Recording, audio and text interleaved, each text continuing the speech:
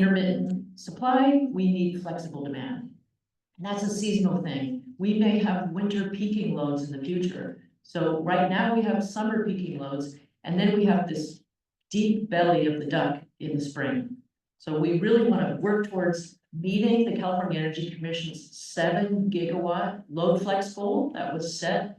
Some of you heard this morning from Peter Alstone talking about microgrids, and he coined the term shape, shift, shed, and shimmy. So we have a lot of dancing for these loads to do as we try to integrate flexible load. I'm going to introduce our speakers, and then we're going to talk about how these projects, EPIC funded activities, can help to create a resilient grid in California, help manage with power outages, integration with renewables, and load flexibility.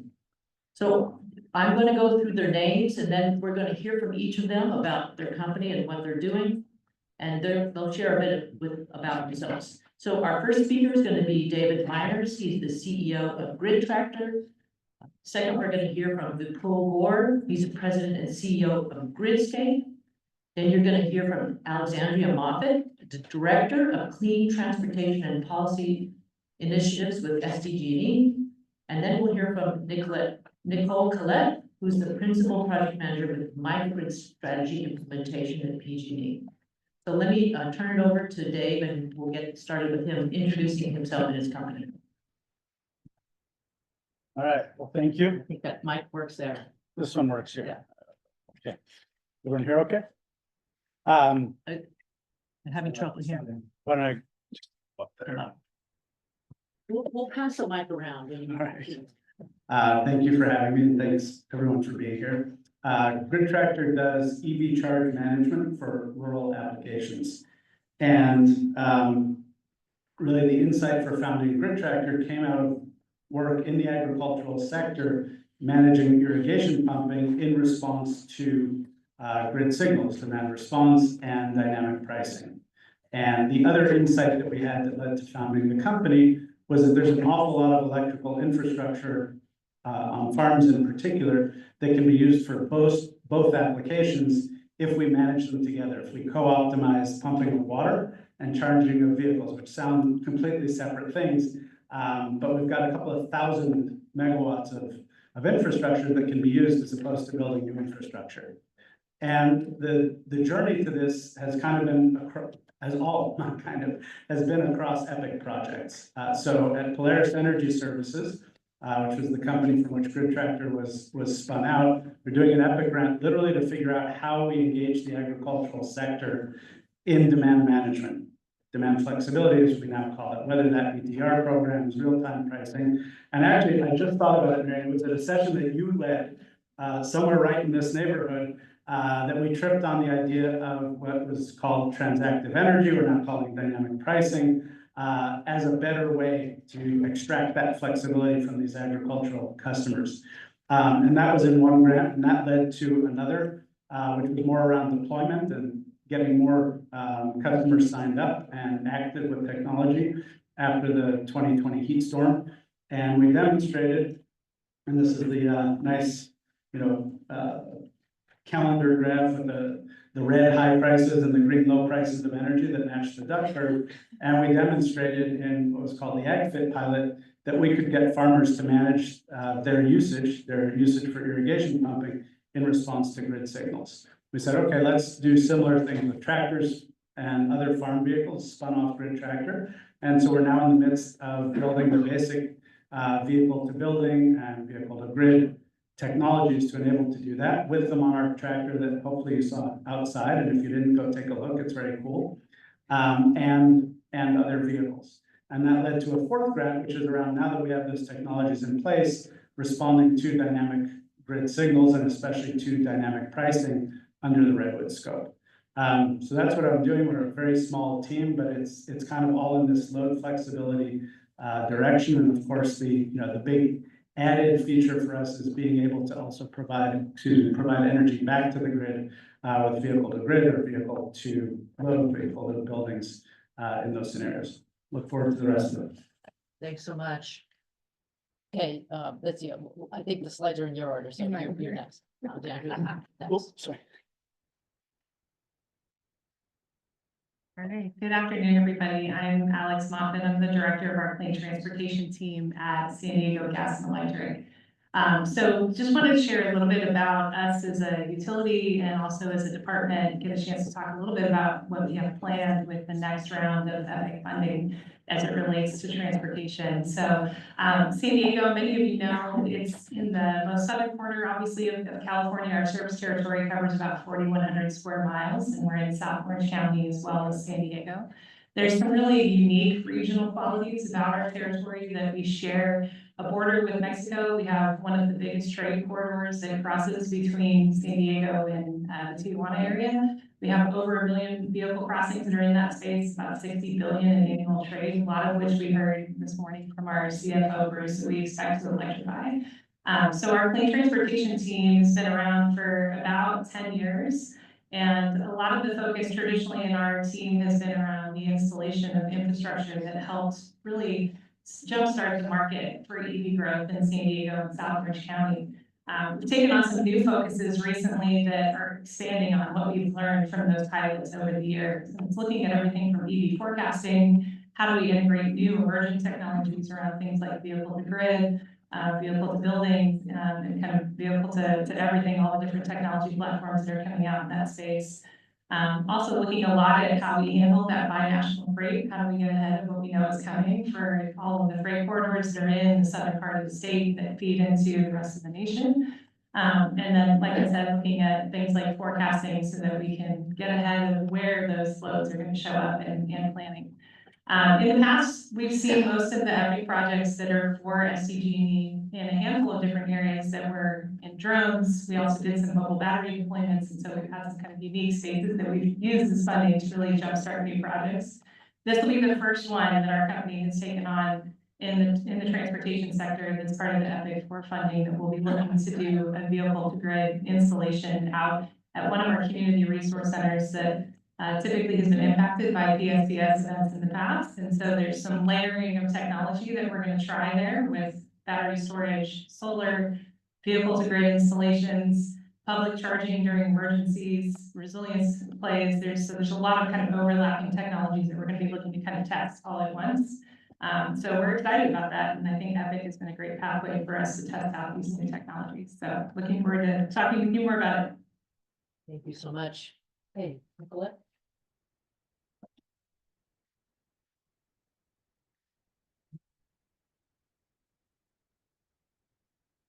I'm Nicole Collette. I'm a project manager in our microgrid strategy and implementation team within PG&E.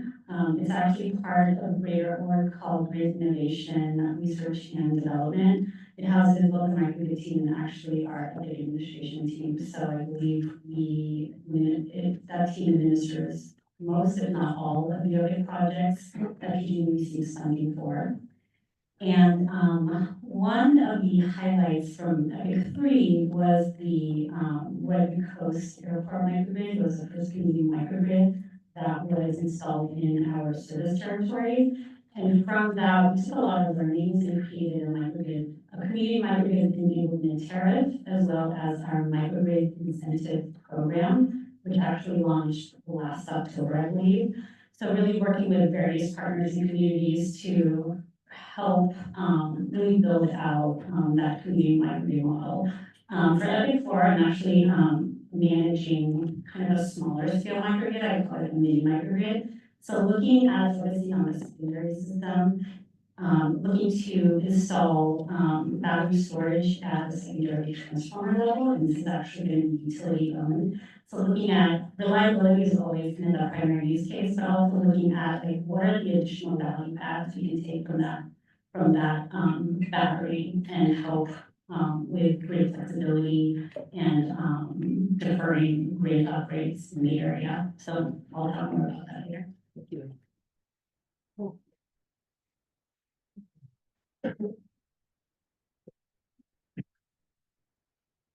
Good afternoon, everyone. It's tough to be a speaker after lunch, but we'll try the best.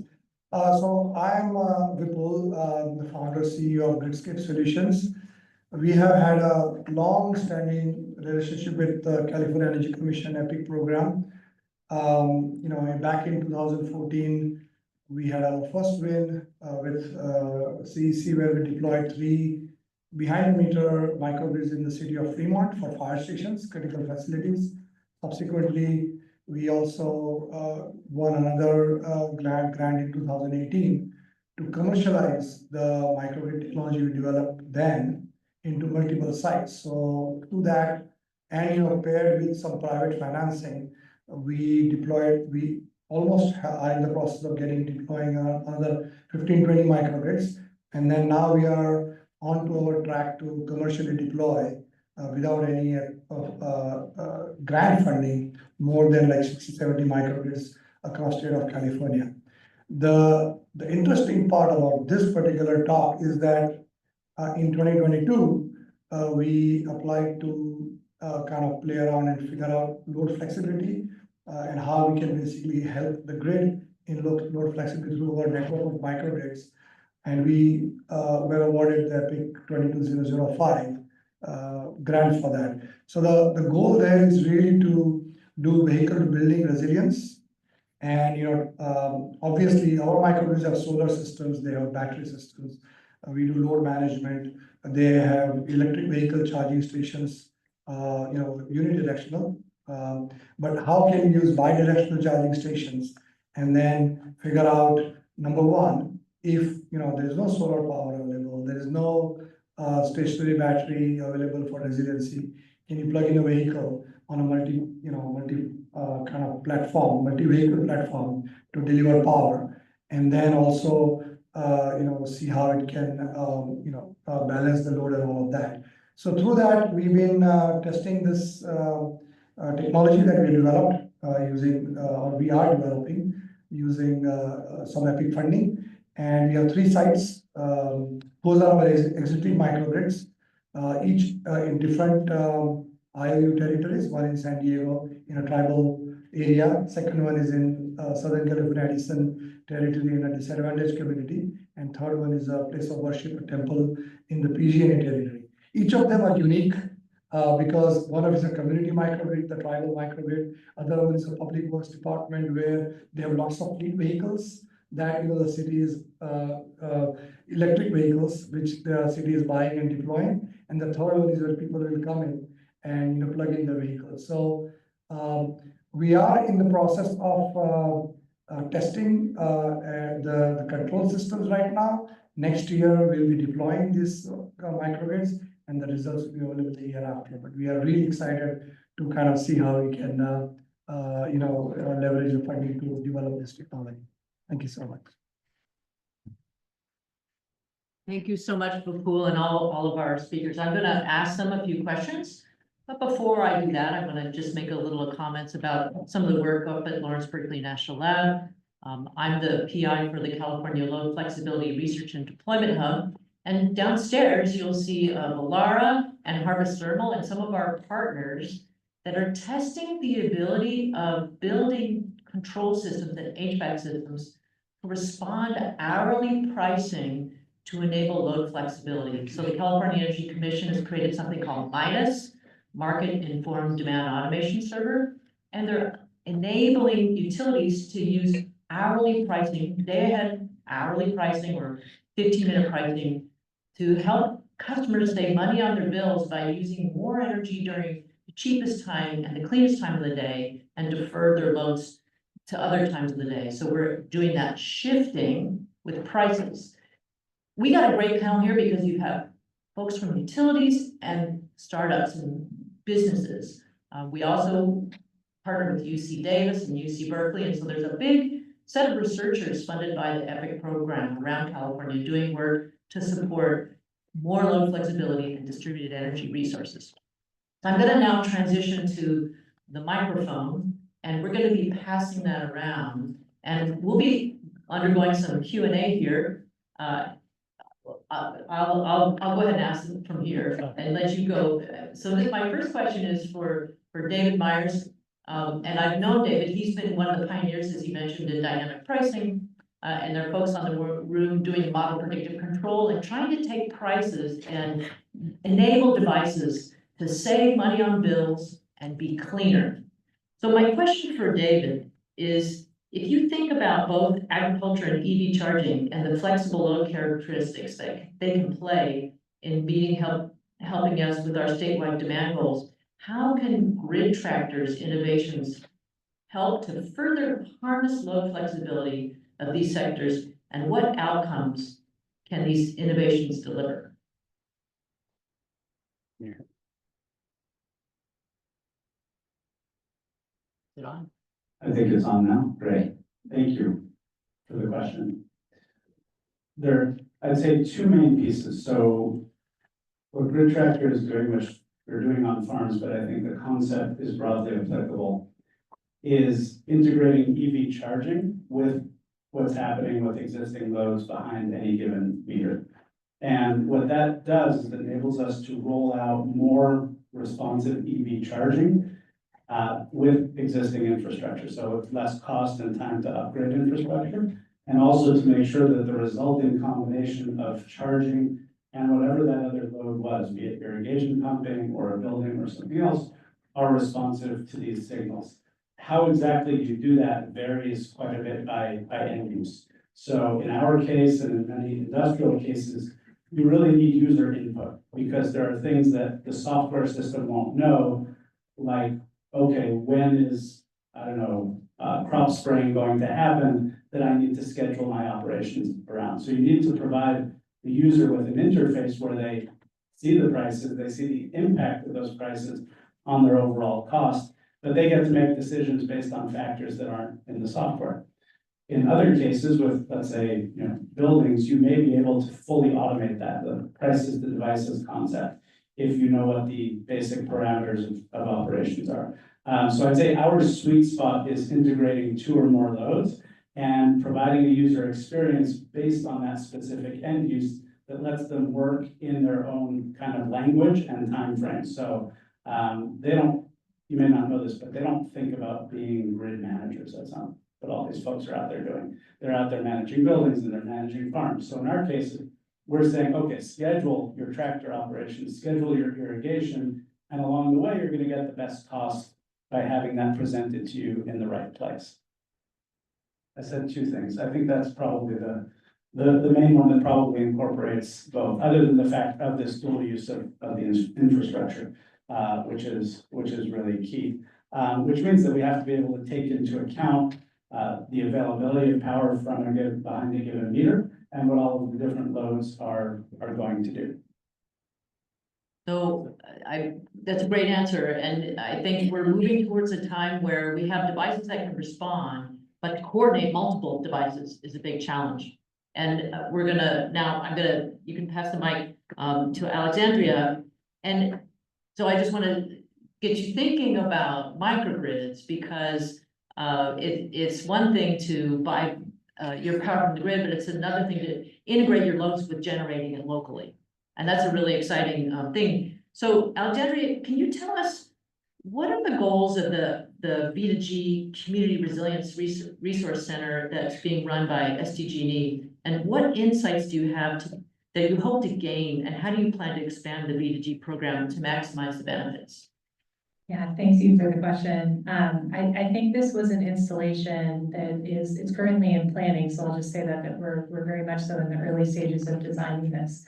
But our hope is that by putting an installation like this out in a more rural area of San Diego that does experience PSPS outages, it's a resource center that's used by the community when those outages occur, so that it has to have a tremendous amount of resiliency built in to serve that location. These are often libraries or schools or community centers or areas where the community is generally coming to power their devices, to get water, to get information. So the idea and the goal behind this is that we want to test the overlap of multiple different types of technology in an emergency setting, and that can also be deployed as part of DERs that are connected back into the grid.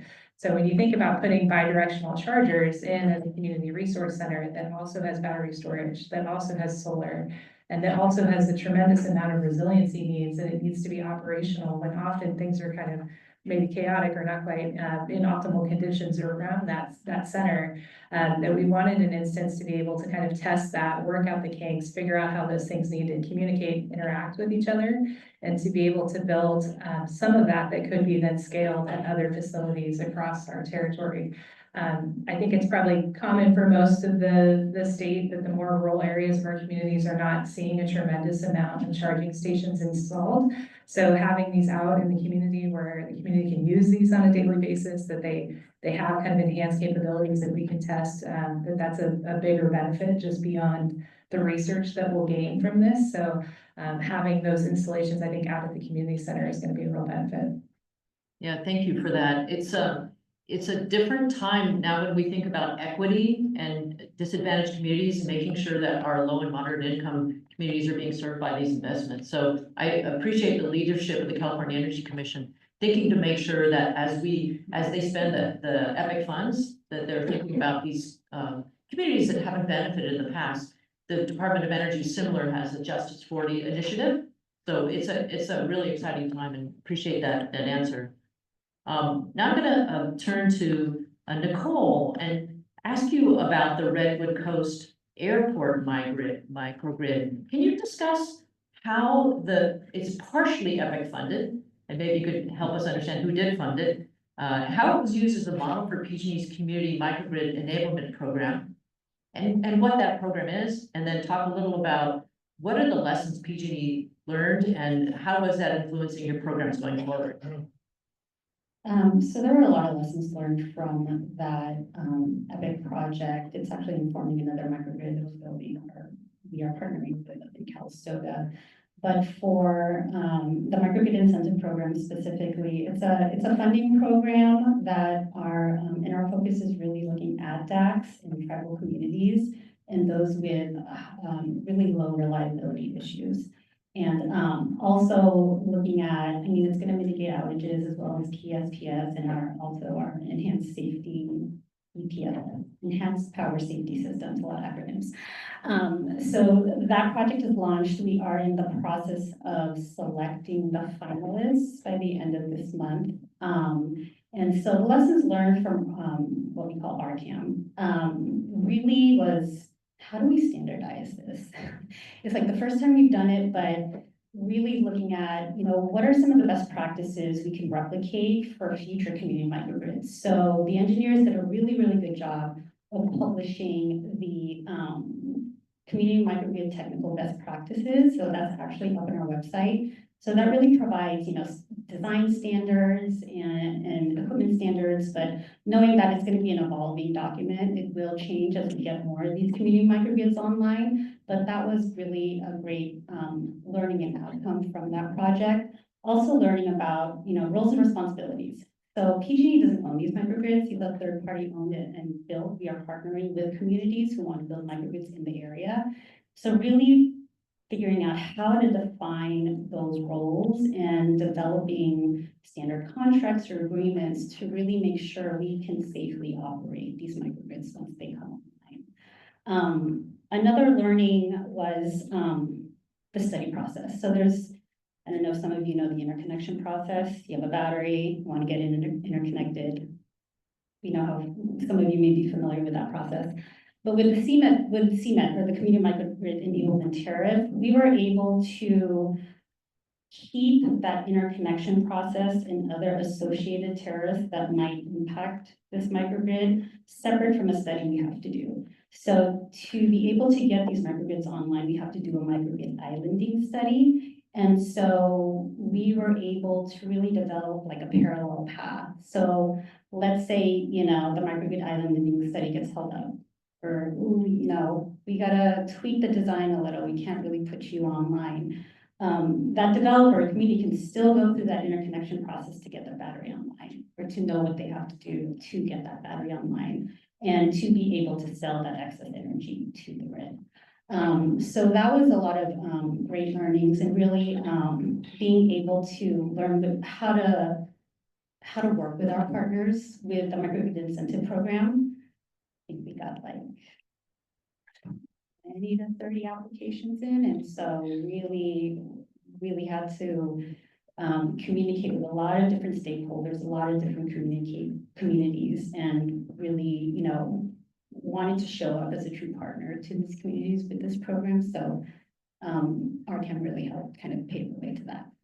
Yeah, thank you. So, it's amazing to see as this technology comes from Epic and other investments, how the business models need to emerge also. So again, we have some entrepreneurs up here and some utilities, and the way they interact is where there's a lot of innovation that's needed. And the idea of standardizing the microgrid design process is a huge challenge.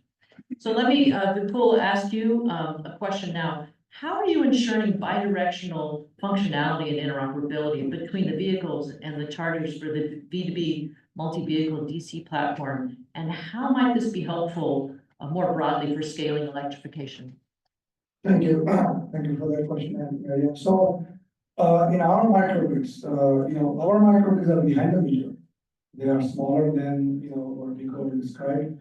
Our main focus is to save energy costs for the end customer. So we optimize the microgrid, solar, and other battery resources, even the load, to keep the cost low and shift as much as possible to low cost tariffs, as you mentioned before.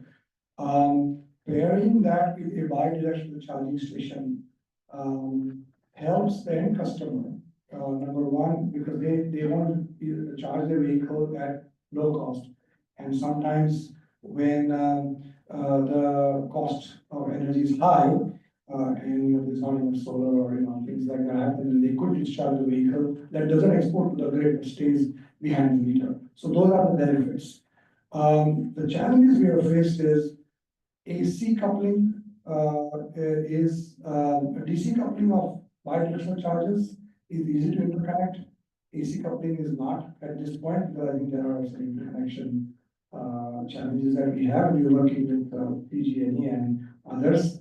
As I mentioned, we have microgrids in all three utilities, SDG&E, PG&E, as well as C, and trying to coordinate with them. That's one challenge. But I think it's imperative that we work together to figure this one out, because AC chargers are more prolific. I mean, there are a lot of them available, and bidirectional AC chargers are also becoming more common. DC chargers are on the higher side. Obviously, they also are expensive to deploy as well. So I think those are some of the things we are doing. Our customers are, some of them have fleet vehicles, fleet electric vehicles. Some of them, are open to public.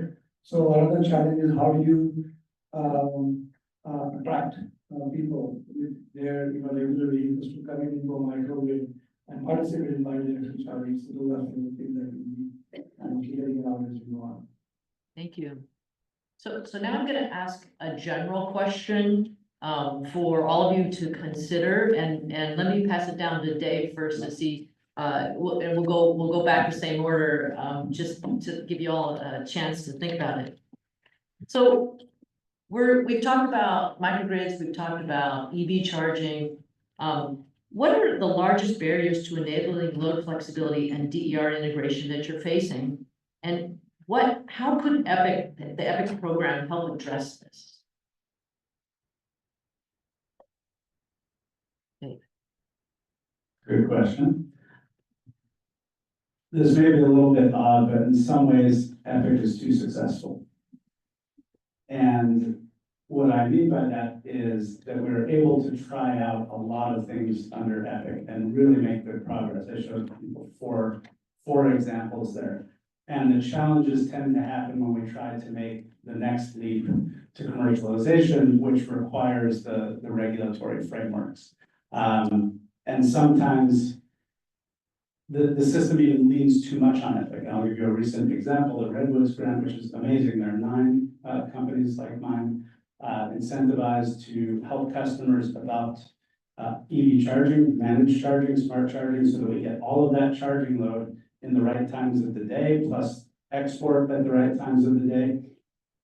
And there's a piece of it that requires utility integration. And so utilities saw that and they said, okay, well, we will pay these companies to develop those solutions. But then they saw that we had Redwoods funding. They said, never mind, we'll lower that amount of money or we won't give it to them because they have Redwoods funding. So we're sort of leaning on Epic as opposed to finding the commercial pathways. So I think that, and I realize that sounds simple, maybe it is, but the real challenge is getting from those Epic projects. You know, you have the pure technology development, and then you get the deployment with some larger numbers. How do we make the leap, and what are the business models within the system, within the regulatory infrastructure that enable companies like ours and others to do this at larger scale, and to ensure that the regulatory frameworks account for those business models. I don't think we have huge technology gaps, but we have big business model gaps. And then the final thing, if I'm not going too far on this, is that sometimes we do so many things that we end up with too much. And I would say, you know, on the demand flexibility side, if you were to count, you probably know how many ER programs we have, I don't, but it's a lot. And so we may actually, now that we've developed so many different options, need to sort of go over the top of that hill and start thinking about simplification. In other words, how can we narrow this down to something that is not only understandable by customers, but the companies that want to enter these markets don't need to offer 20 different things to serve all of their customers, but maybe 3 or 4. How Epic can help, or I would say CEC helps because they set the standards, the load management standards. So it may not be Epic so much, so I suppose, you know, perhaps Epic could be used for studies that would help to say, okay, as opposed to developing something new, how do we rationalize some of these things? Because that would be a huge analytical exercise. And we tend to do those things in Public Utility Commission committees and working groups, when really you might want to get a few experts like they have up the hill at LPNL to look through these, line them up and say, okay, is there some kind of radical simplification that we can do of all of the demand flexibility programs so that it is one cohesive offering for the state? That would be my, if I could spend a bunch of CEC money, that's how I would do it. Yeah, thank you for that comment.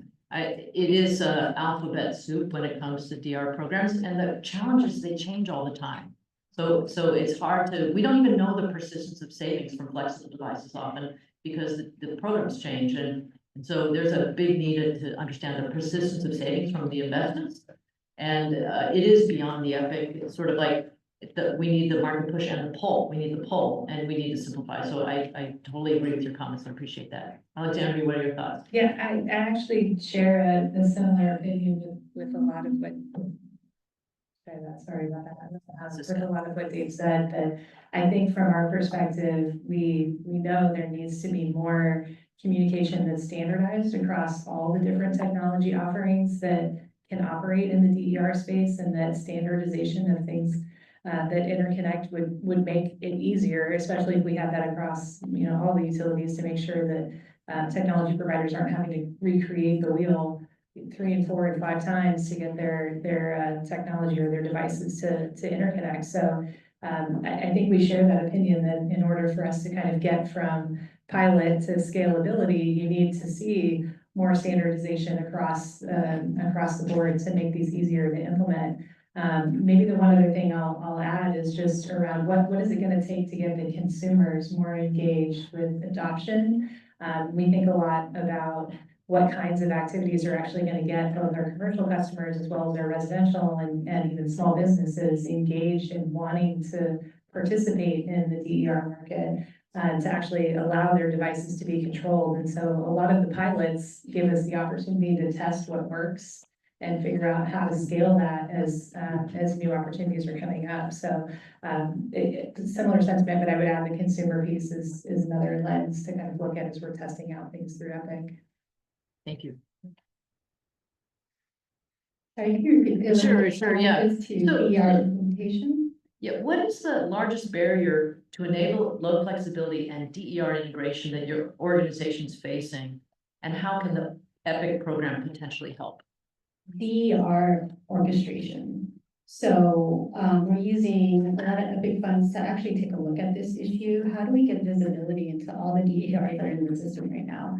So really looking at DERMS, we have a team within the same grid innovation, or really focusing on developing our DERMS platform And really looking at, like, I feel like DER orchestration terms is the key to really unlock the potential of these assets we have on the grid. We have a ton of assets, they just don't work together. And so once we can figure out, once our operators can figure out how do we get all these resources working together in real time and really react to grid conditions, I feel like that's gonna be the key that's really gonna be able to unlock the potential that is in front of us. We just don't know how to unlock it yet, but we're getting there. But yeah, so we're leveraging EPIC funds to really invest and research that and test that out. Thank you, and before you answer, I just want to comment on Nicole's comment that, one of the challenges when we think about PG&E's DERMS is who owns and operates the DERs? Is it the utility, or is it a third party, or is it the customer? Or is it all of the above? And that's our problem, is how to get all that to work. So, I think we're in this world of smart devices and a lot of internet connectivity. But I look forward to, we'll open it up to questions in a moment, and maybe some of you have good ideas on this topic. I do want to add just one thing in terms of, ownership, right? Yeah. Customer ownership and really having the right incentives in place. But, once we build out that DERM system, having those right incentives for the customer to really participate and enable PG&E or whatever utility to dispatch those resources when needed. Thanks.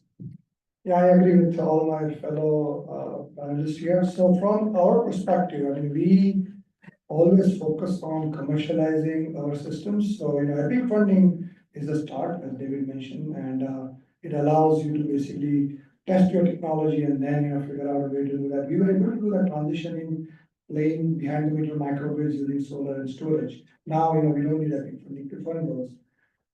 We have three specific challenges when we actually do, deploy this technology behind the meter. One is business, like Nicole said. How do you, so the customers, our customers will deploy it only either they save money or make money, right? So we gotta figure out how do they save money with vehicle to be, DER, load flexibility and DER systems behind the meter, or how do they basically make money? So I think those are the two key questions we ask. And again, depending on the type of the customer, whether it's C&I customer or government, public building, that changes, because public buildings are normally want to save, C&I customers want to save as well as make money both. So that's one. Second challenge we have is regulatory, as I mentioned before, in which interconnection, I think DC coupled vehicle to building systems, vehicle to grid systems are doable today. AC coupled, we still have an issue. And so we gotta figure that out as an industry working together. That's an impediment. And then the third one is, in our case, we have a little bit of technological barrier as well. Because what we are trying to do is we're trying to build a platform in which multiple vehicles plug in. You could have a truck, a car, or a SUV, all plug in at different voltages.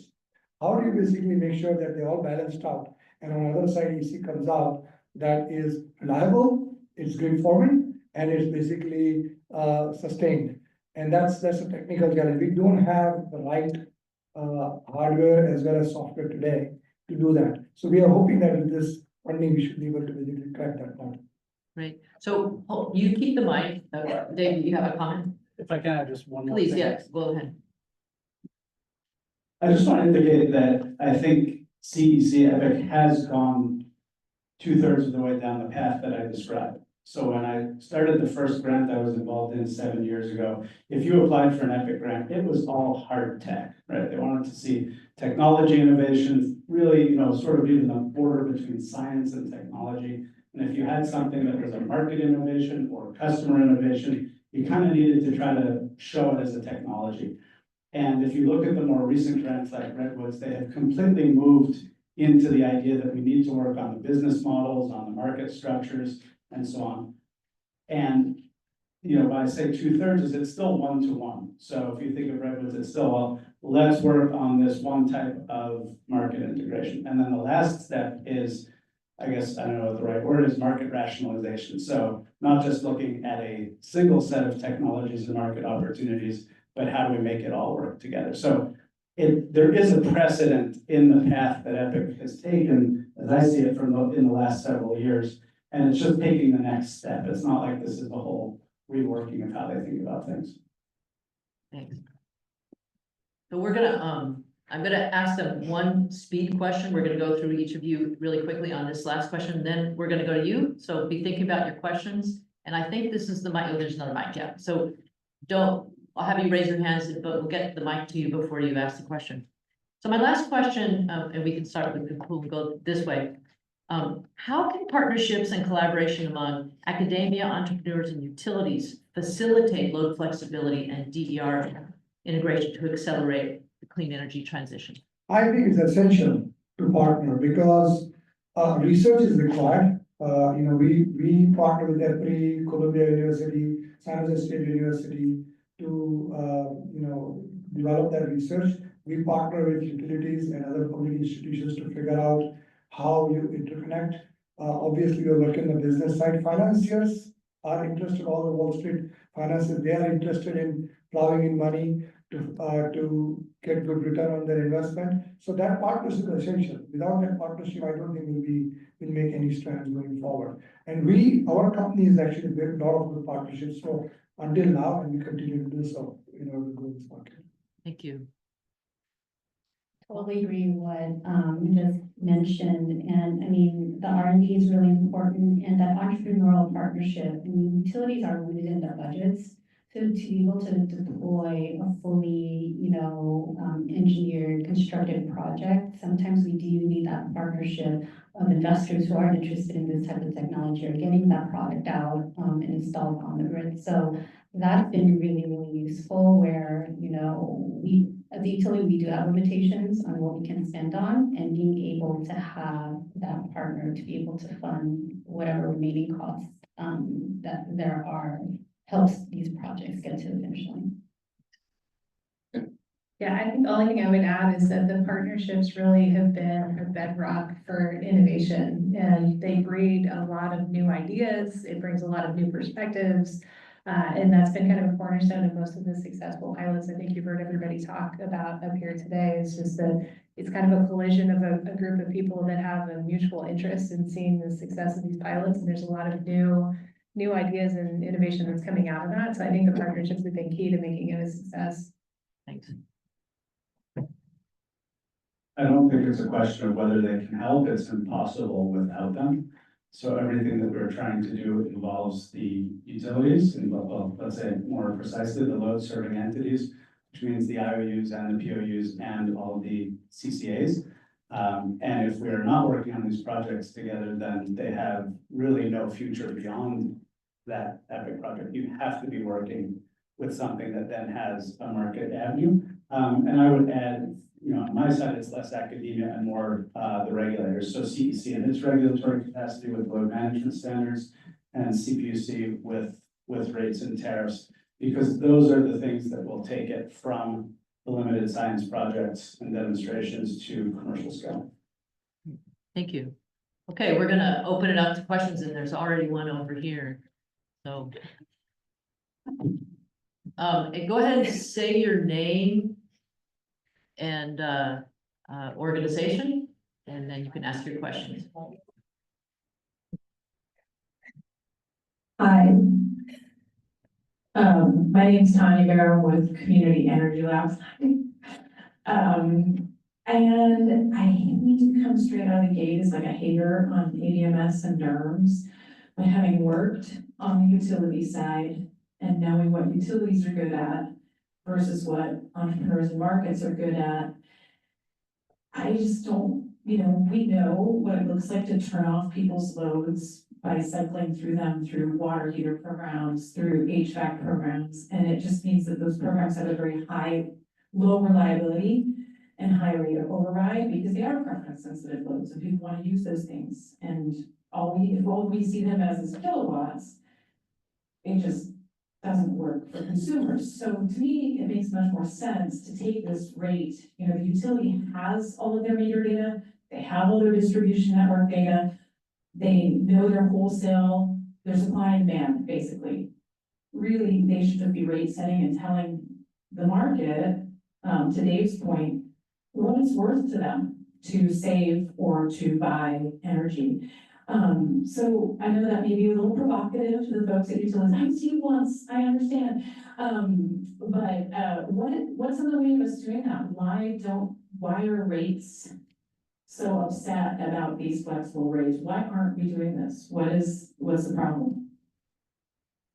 Well, I have my opinions, but let me go to my panel first and let them give it a shot. Anybody? He Please. goes pointed at the utility. So He's scooting down the table here. I think that's why I mentioned consumers in the equation of really making this technology successful, because we've seen, high representativeness of the groups that are actually have the option to back out of the use of this technology, and if they have that, and it's a preference thing that they will.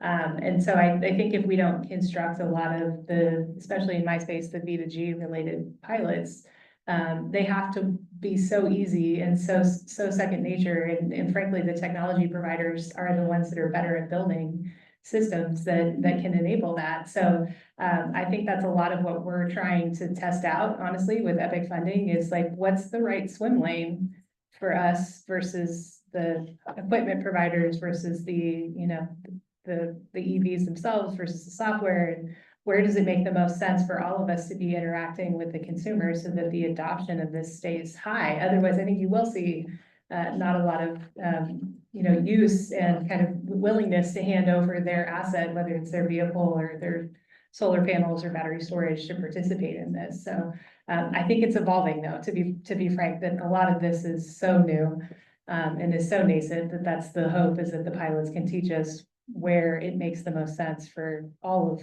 the full chain of operations to kind of reside in here. And so I think it will evolve. I don't think it'll stay exactly as it is today, but I agree with you. There's parts of it that the utility is better to serve, and there's other parts that the technology providers are.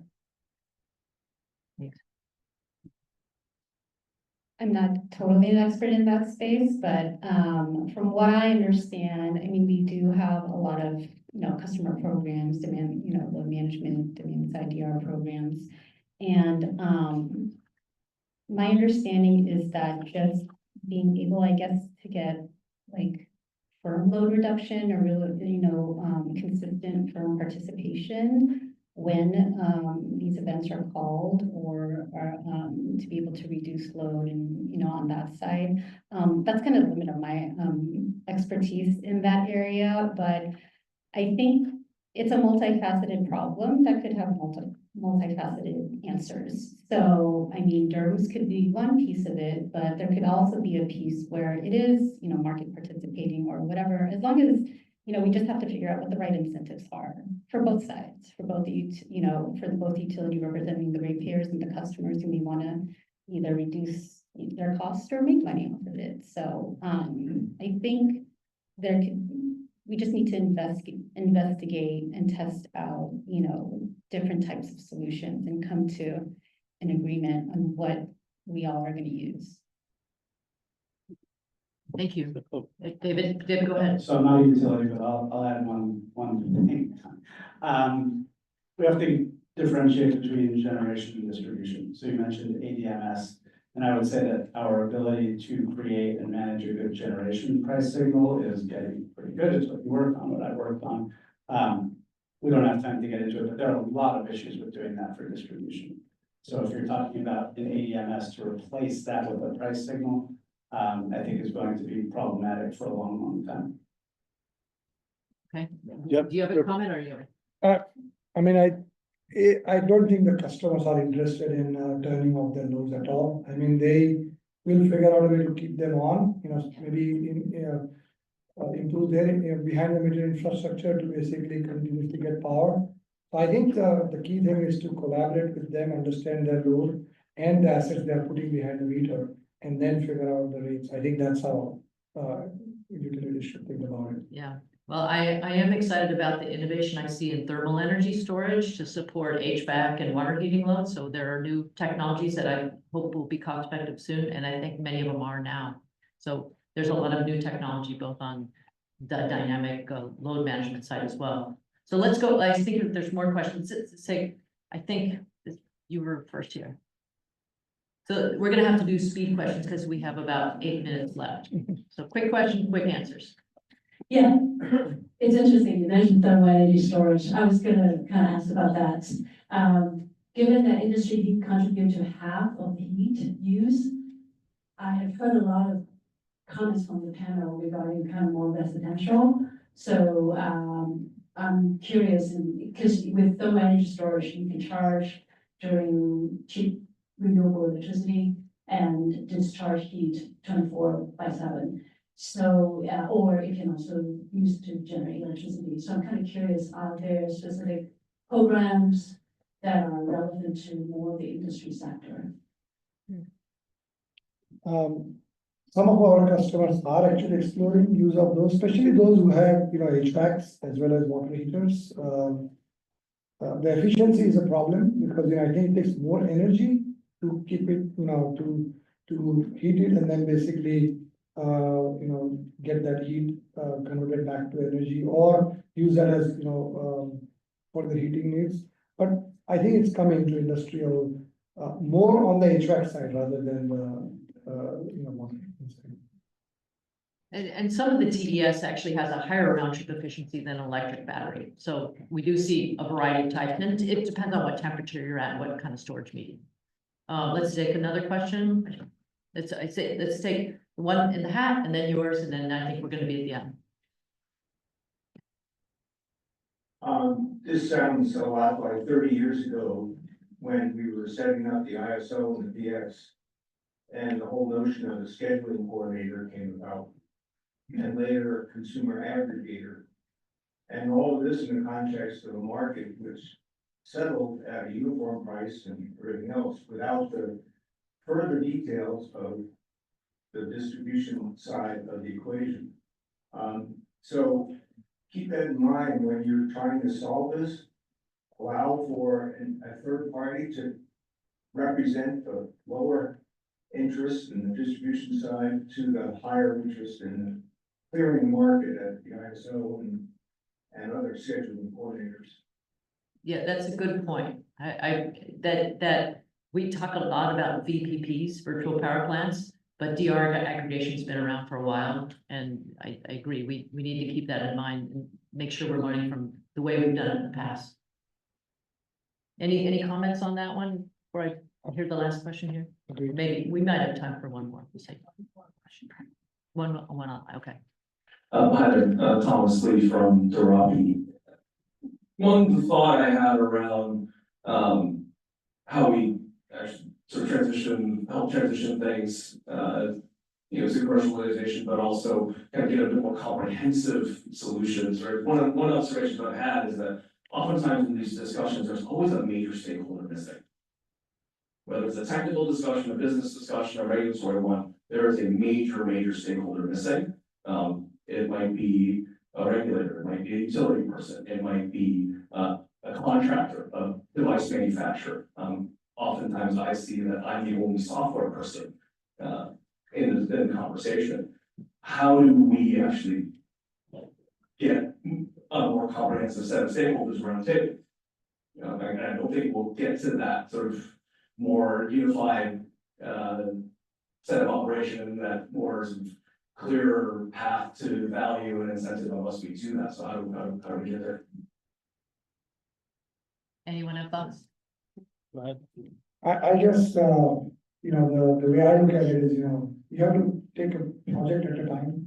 And, if all the stakeholders have value in what they are bringing to the table, either in terms of basically making money in the future or saving or figuring it out in equity and all of that, then it works out. If you don't have, then that project will be successful, otherwise it will be successful. So, on a project basis, everybody has a stake in the success of the project, and then they work towards it. I mean, then you do 2 or 3 or 4, and then after the standardization follows, and then it becomes, commercialized. I think my thought there is that it often gets standardized to people who are at the table, and you're missing the one, and then the person who actually needs to be there often has a. Yeah, and I call that, suboptimal result. that will be a failed project in my opinion, yeah.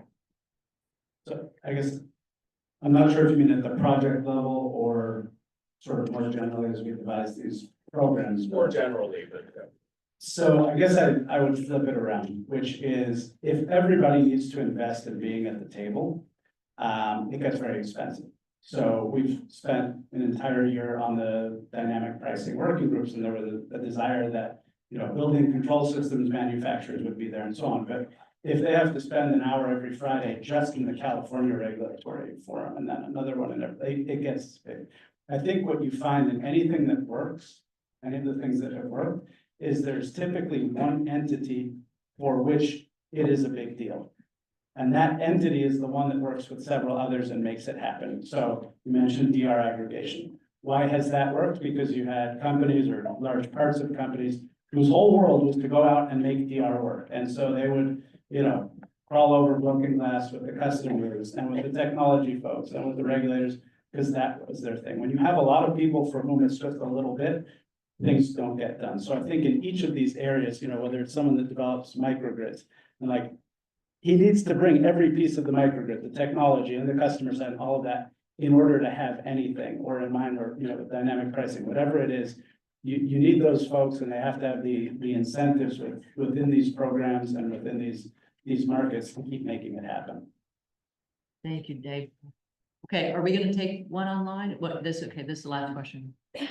Thank you. Yeah, the question from online is, what are the near-term focus areas for scaling up microgrids? Scaling up microgrids. Near-term focus areas. Financing and standardization.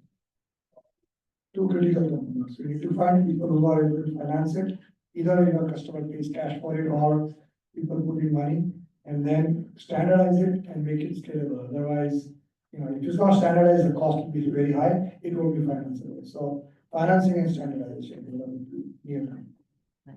Other, please.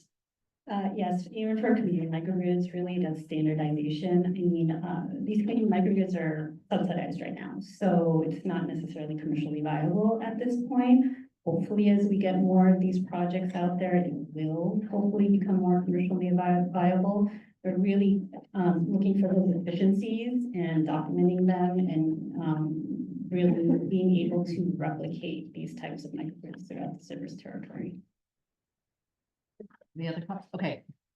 We have reached our time. I want to thank our speakers, David Myers, Vipul Gore, Alexandria Moffett, and Nicole Paulette. Thank you so much for.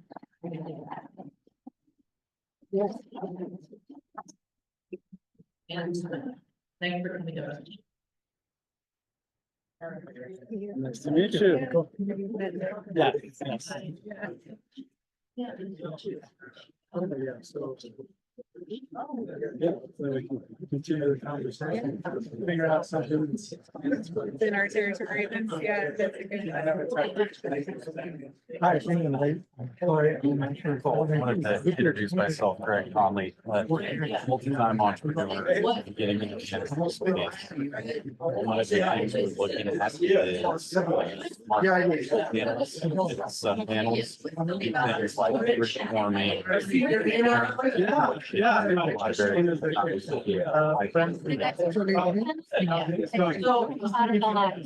a lot of the things we're saying is problems with things that I think, you know, highlighting if there is a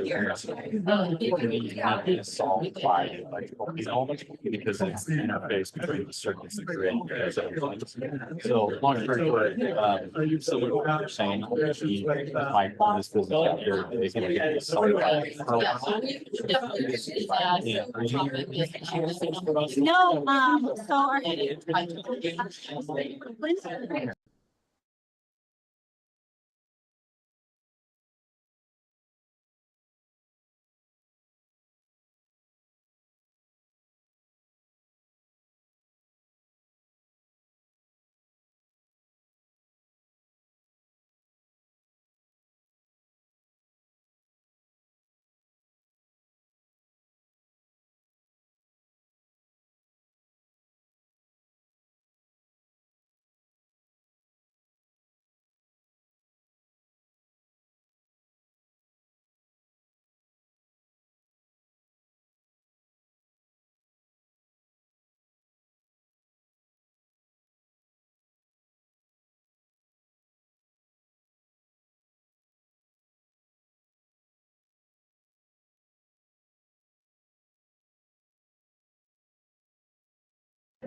Okay, we are starting and we are now live online.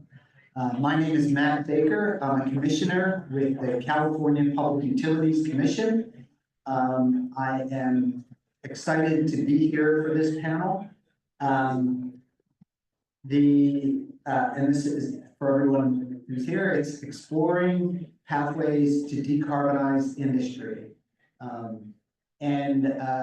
In the world of climate mitigation, industrial decarbonization has historically been described as kind of the hard to abate sectors. I would argue that they've only been hard to abate because we haven't been focusing on them, and that there are plenty of solutions, and we have lots of opportunities, and we have some great panelists here who are going to talk about those opportunities. And before I do start, though, I do want to note that industrial emissions in California are the second largest cause of greenhouse gases from energy, and exceeded only by transportation. So this is a really big problem that we're, as a state, really starting to focus on. And these examples that we're going to be talking about today are some of the most interesting solutions that we have. So with that, I'd like to just pass the mic to our panelists to introduce themselves. And why don't we start with whoever has the mic? All right, is that a room? All right, we'll start with, there we go. LA, why don't you start us off? All right, can you hear me? Yeah. My name is Elvi Farkash. I am the co-founder and CEO of Zira, which is an AI software company focusing on industrial operations and energy optimization. We are the recipients of what we call Project AIR. It's an EPIC program to leverage AI and to optimize energy consumption at the dairy processing industry in California. And we are just at the completing edge of the entire project. And other than that, I live in San Diego. I have 4 kids, and I do not surf. Most of the company does. Did you want to show your video? Oh yes, did prepare a short video for. Do I need to click it? No. Short video explaining what we do.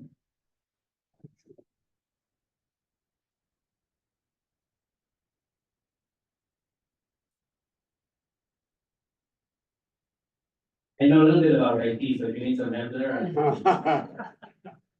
All right. That's also my co-founder Guy Pierre here in the crowd. You can help me with him. And Carlos, which is actually local here in Sacramento, is our customer success manager working with clients from all over North America. Okay.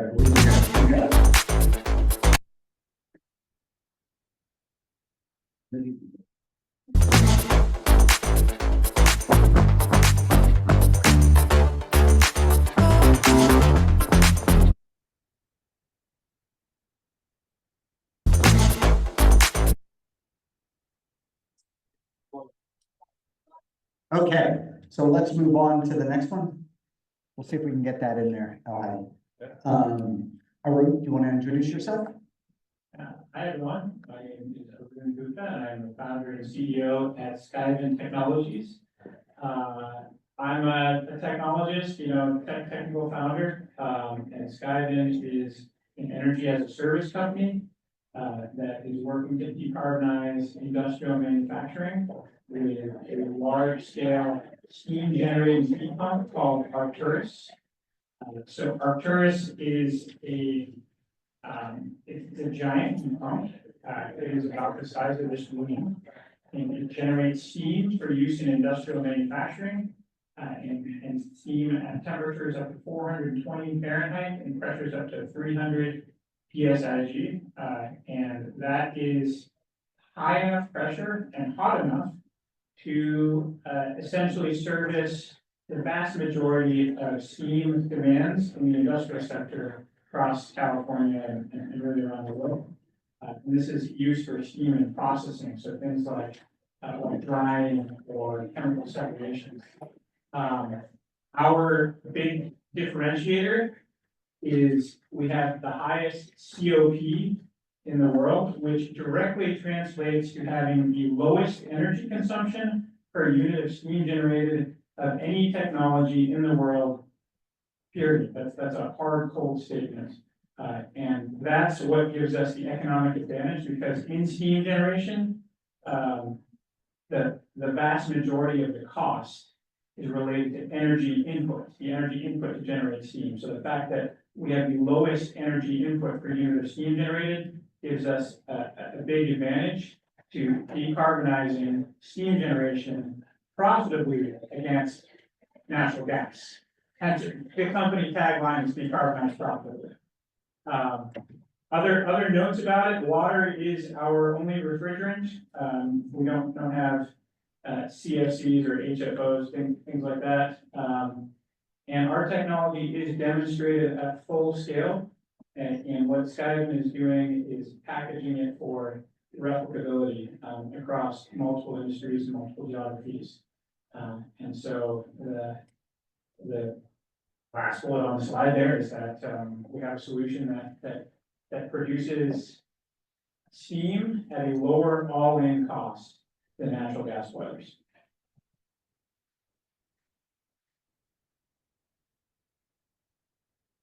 Okay, my turn. Yep, take it away, Scott. All right, thanks everybody for coming. Thanks Commissioner Baker for moderating and for the invitation to be here today. So I'm Scott. I am Vice President for Development at Redox Blocks. I am not a founder of the company like these guys, but I am the longest tenured employee.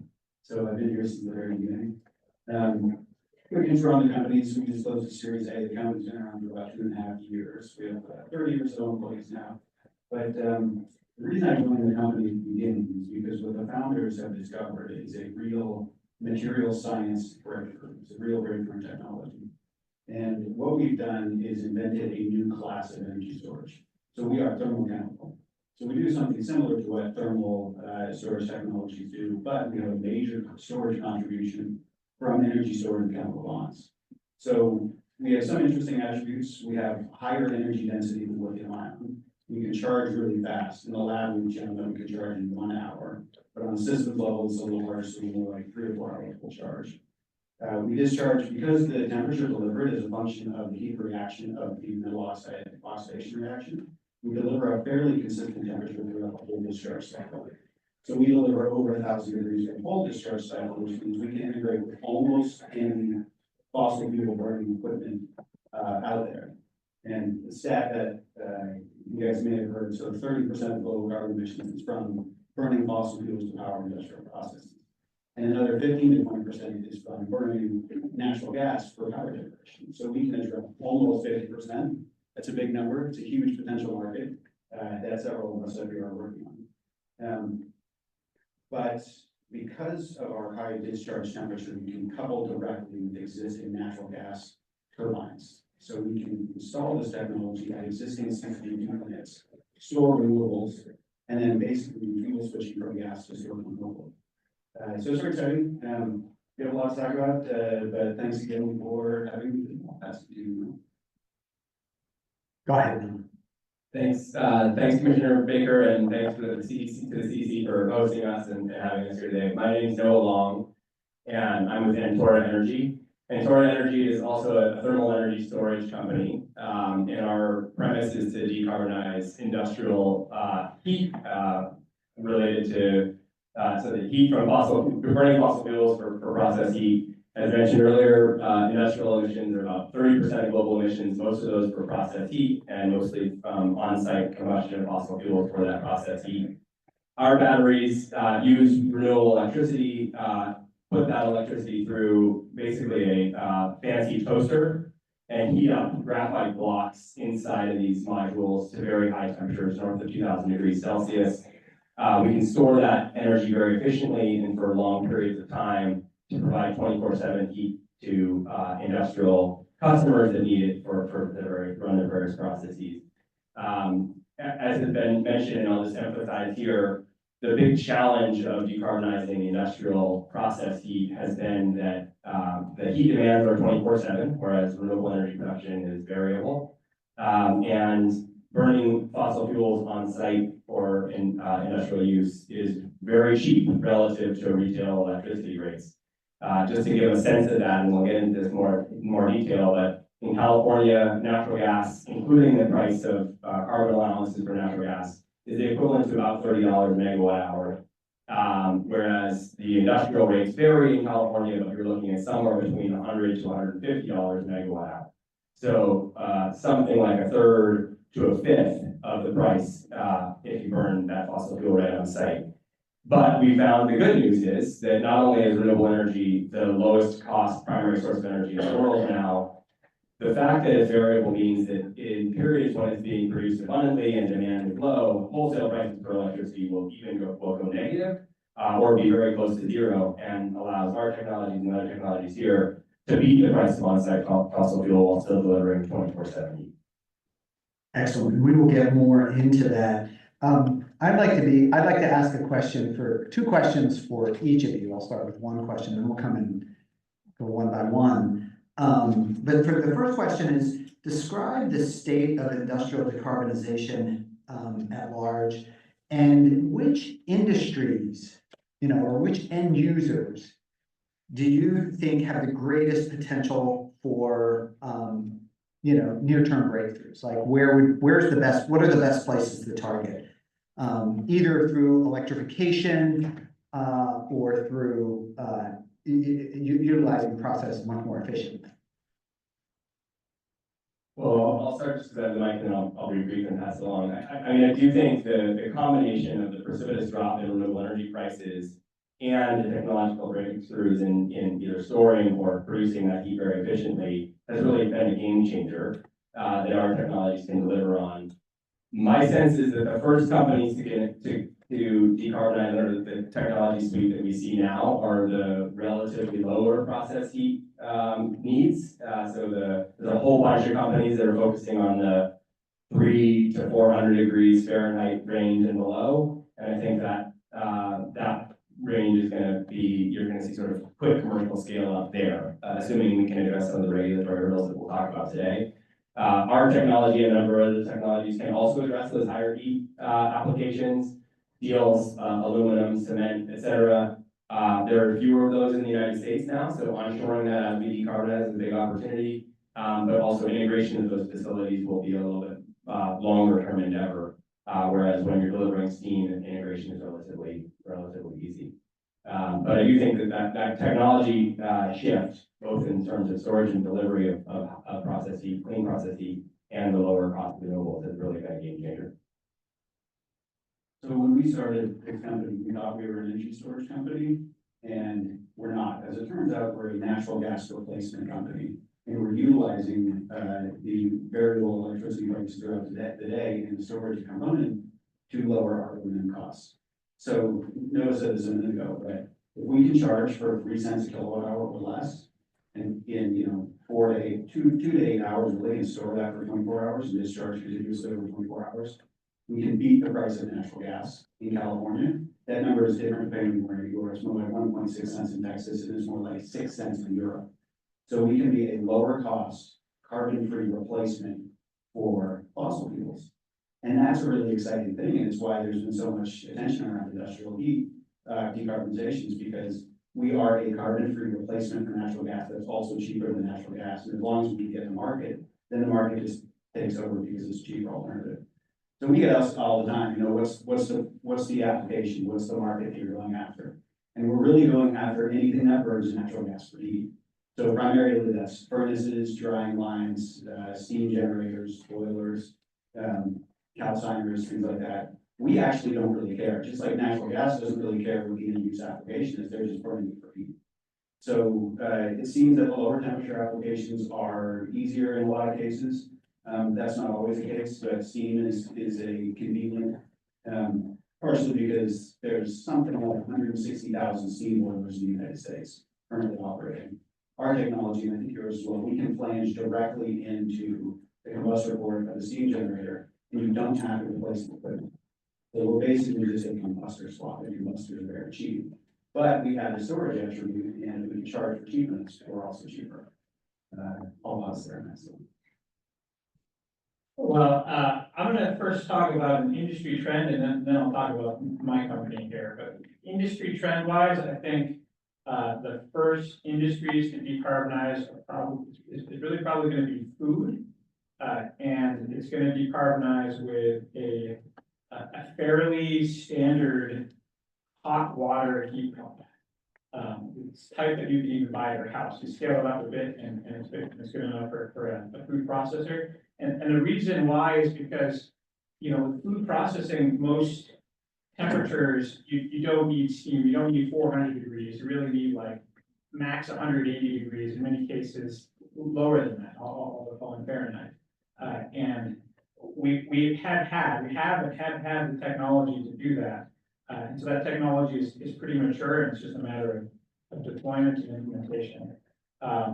And so Skyven, in my company, we're taking the next step and pushing those temperatures from, say, 180 Fahrenheit up to 400 Fahrenheit in order to generate steam to get a much larger chunk of the pie. And specific industries in California, still food and beverage. The food and beverage has got a lot of steam as well that we can address. Chemicals, including refining, and pulp and paper are all relevant to California. So the steam usage and then probably some lumber too, I think, in like the Northern California area would be relevant. Thank you. And maybe we should talk about partnership, because that's exactly what I think just about. So I would like to give a couple more insights into that. In total, we have a point of view of spanning 8 years. The first CC funded, the first EPIC program we basically were born from was a UC Berkeley research study about how effective can you be to help industrial facilities optimize compressed air systems.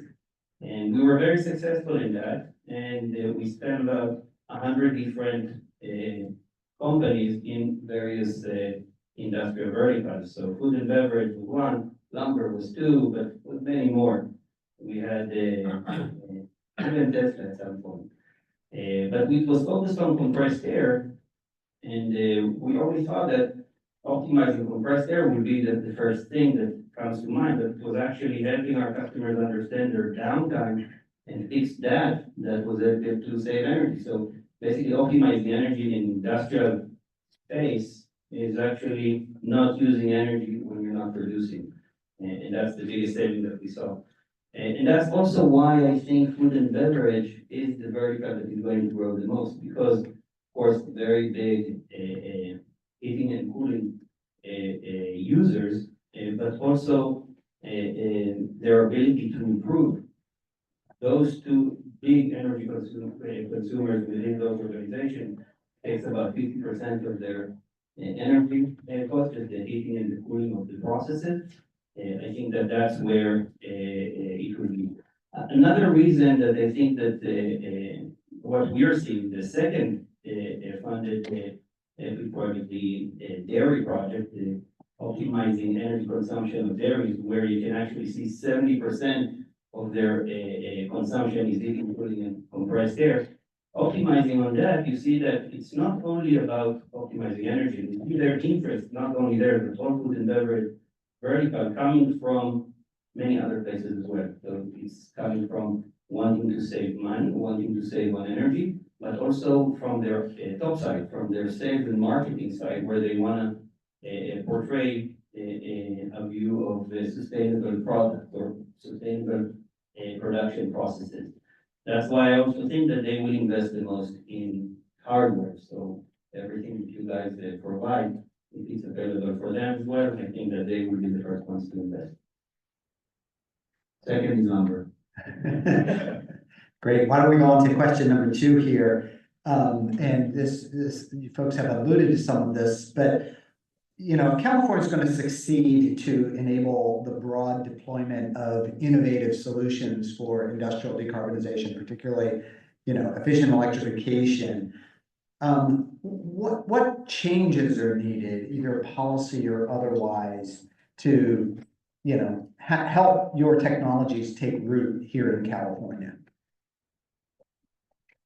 So what I'm going to talk about is a little bit about the policy with sorry, can you hear me? Okay. The policies that are relating to data sharing. So what I see is the most important for our customer side is actually their ability to get data from their utilities. Now, you think that there is a lot of data available, brain button, etc., but you really need to have a company like ours that is an expert in data analytics and AI to help you make sense from that data. That data is hard to get from them. It's still very complicated to analyze, and you need to transform it many times. I think if that was more accessible, that, of course, from the utility side will be a large, very big help for our customers and, of course, the technology that we provide to succeed. So that's one thing.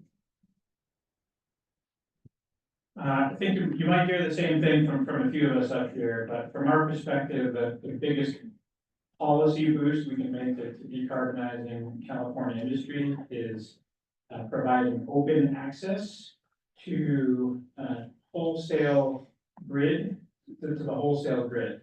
So essentially, a lot of people don't know this. I know we got a bunch of energy folks in this room, so you may know this, but electricity prices at my house in you know, the Bay Area are like 50 cents a kilowatt hour, but the transmission line, I can literally see out my window.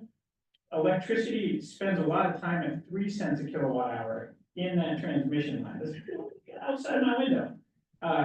And so the difference is, I as a homeowner, I can't buy electricity from the transmission line because it's at super high voltages, and there's a lot of infrastructure that's required to take that electricity and deliver it to my house.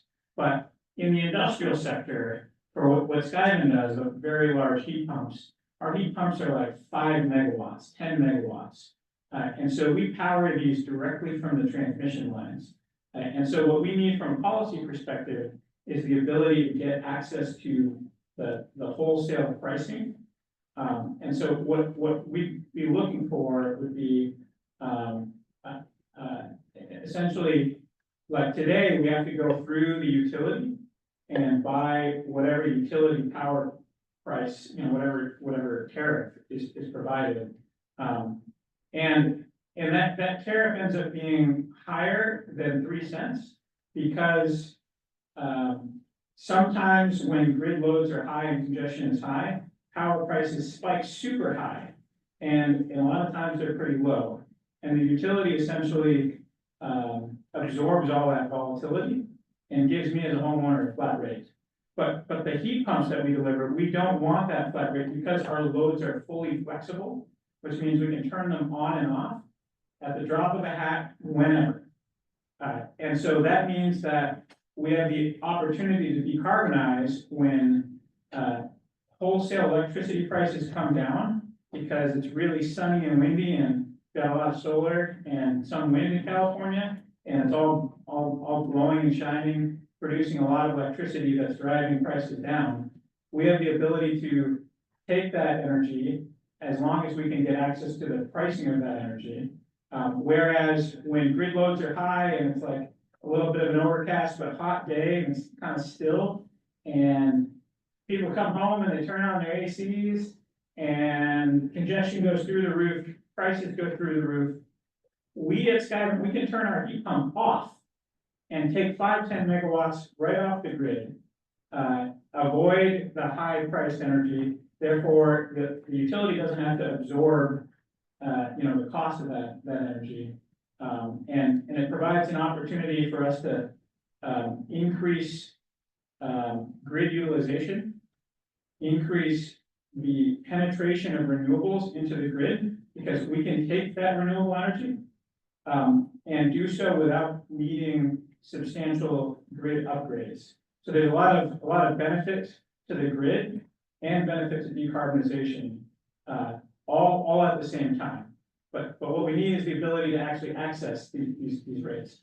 And I think my colleagues probably have more to say on this, so I'm gonna hand it over. Thanks, Arun. I'll keep this quick because I know Noah has some comments on this as well, but in one sentence, access to wholesale pricing or LMP plus, if we can't get that or something close to it, then there's almost no point in doing any of this. So we need 3 cents per kilowatt hour and we can beat the price of gas. How often does the wholesale price in California go below 3 cents? Like every day. So it's out there and we can do it. But the current utility rate structure is preventing the service to society, and we need to correct that. So unless right now, unless you're a direct access customer, we need some sort of utility rate structure that reflects the benefits to the consumer and the producer and the storage and utility. So I see 3 ways to do it. One is the way that they're doing it in Europe now. So Octopus Energy is a good analog in the UK. So they have something called power ups. When you get the signal from the utility, the line is basically use as much power as you want in the next 2 hours and it's all free. And there's very good reasons why the utilities are doing this over there. I don't know if we do it quite like that here in California, but something like that could be an option. The other way to do it is a heat tariff or something that looks like a heat tariff. And there's a couple of different ways to do that. We were discussing this earlier. If you rate base that, if you rate base the equipment, the storage equipment, the utility drop and the O&M, you charge whenever it's optimal for the system in 2, 4, 8 hours a day. The load response is instantaneous. The customer draws heat 24/7 or is needed. To compete with gas, you might need a flat rate structure. But I made 1 or 2 points here. I just want to make sure I got you. So you only charge when prices are either low or 0 or negative. You don't necessarily have to spend any money on infrastructure. A lot of these facilities aren't using as much power at night, so you can stuff all that into a storage unit. And you can use it for demand response and ancillary services. It's good for residential solar. And our system, you can run it at hybrid. So you can run the industrial heat equipment on storage removals, or you can continue to burn gas if you have few cloudy days or something like that, or for reliability reasons, or if we need to take our system down for maintenance. So there's lots of reasons to do it. But the bottom line for us is you've got to get 3 cent power or less. And maybe one other point here is like, if you can charge for 2 cents versus 2.3 cents, that incremental is as if you doubled the capital cost for the equipment, for the storage equipment. So the charging cost is really, for us, and I think for most of us, it's actually the only thing that matters. I'll be brief because I agree with my colleagues here, but maybe I'll just add a couple of nuances because I think it can be a little bit counterintuitive to understand the full value proposition here. For a long time, I worked at an NGO that intervened in a lot of cases at the Utility Commission, and I was always skeptical of businesses saying, just give us the cheap power, you guys take everything else. And here I am now at a company that's saying, give us the cheap power. And here's what is probably somewhat counterintuitive to this argument, but I think provides huge value proposition. If and not just if, when and as we add 60, 70, 80 gigawatts in solar over the coming years, we are going to have negatively priced or curtailed solar for multiple hours every single day. And during those periods of negative pricing or curtailed power, it means that the folks that paid to install that solar and took the capital cost risk of that are not recovering their costs. They're not getting any money. And so what that means is they have to charge more during the hours when they're able to sell their electricity. If we can take the massive industrial load, which is currently being served by on-site fossil fuel, electrify that through a variety of technologies, and only serve it during those periods when power would otherwise be negatively priced or curtailed, we're spreading across the cost of adding all of that solar off of more users and lowering the costs for everyone. The only way we'll do that is if those users can see the prices during those periods, and it'll beat the price of fossil fuels. And thereby we'll do 2 things at the same time. Well, one, reduce the amount of fossil fuels burned in California by more than the current power system uses entirely. So industry for process heat uses more gas in California than all of the power sector combined. So we can reduce all of that. And at the same time, we can lower the cost of getting 100% renewable electricity for everybody. And we can do that by providing them access and visibility to these wholesale prices. So that's sort of the counterintuitive point, right? Is actually providing visibility to wholesale pricing is lower prices for an industry can both decarbonize the industry and lower the cost of decarbonizing for everybody else. I have a clarifying question. When you talk about access to wholesale prices, are you also including transmission charges in that as well, bundled in? So just saying no distribution, no public purpose programs, that sort of stuff. For our technology, this may vary a little bit, but I think for our technology, we only foresee interconnecting the transmission level for most or all of our customers. They're very large loads, and it makes sense to interconnect the transmission level. So we will pay the TAC, the California Transmission Access Charge. That actually is about $16 megawatt hour in California. It's done on an average basis. And sort of secondary reform that we might think about is also having a time of use component on the TAC. Most other organized markets do that, at least for at least part of it. The CalISO actually went through a rulemaking a number of years ago where they were going to split that charge to be half volumetric and half time of use, and then they put it aside. That would make a big difference as well, because $16 is already about half the price of wholesale natural gas. So half that is going to be gone for paying for transmission. But of course that pays for transmission and capacity, which our customers will need no capacity resources, will only need the transmission resources. So that would be a secondary reform. We're assuming we would pay for that. But even if we pay for that full amount, we think there's going to be plenty of hours a day to fully charge our systems and some of our competitor systems and provide 24/7 heat because the power prices will be low enough based on all that excess load. Elhay, do you want to? Thank you. I'm allowed a little bit more time because I didn't have the slide up or the video that I worked on so hard. I don't know if it means anything, but we have experience selling to about 200 different industrial manufacturers in California, 200 more outside of California. And I'm sorry that when you guys were talking, I saw my co-founder there nodding his head. The one thing that the industrial customers that we sold to, which include Pepsi and many other names that you might know, the one thing that they did not care about or know about is the cost of energy. They treated it as tax, and they don't care about it. It's 5, maybe 10% at worst of their total energy, total cost of production. They care about labor and many other things. Cost of energy was not on their mindset. So it might have been, if they had the data for it and understand what it might mean for them, but I think that the cost of energy will be a very small reason for why buy or invest into hardware or measures save energy by energy storage or any other means. What they are looking for is availability. So they are looking for availability and other ways to provide their heat and power and cooling, of course. But other ways just so they will be more available for them to produce their product. They care about production, and their mission is production. And we're not talking about the entire supply chain, just the producing customers. When we talk about the supply chain, it stays the same. They don't care about the rates. They care about how not to waste and how to be available 24/7. That's from our experience.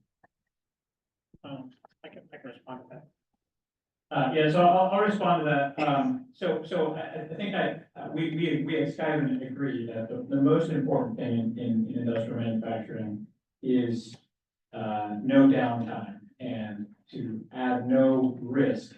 I'm not even saying don't affect production, don't add risk of affecting production. And we integrate our technologies in a hybrid way, similar to my colleagues here, to avoid any possibility of downtime or production risk. And that, in our view, is table stakes in industrial. If you can't meet those table stakes, like nothing else matters. But after those table stakes are met, then every one of our customers looks at this and says, okay, so we're going to electrify. So am I going to pay more or less than business as usual? Business as usual is their natural gas boilers. And if they can reach cost neutrality on an all-in holistic basis against natural gas boilers without any production risk, then the decarbonization benefits shine through, and they say, yes, we want to do it.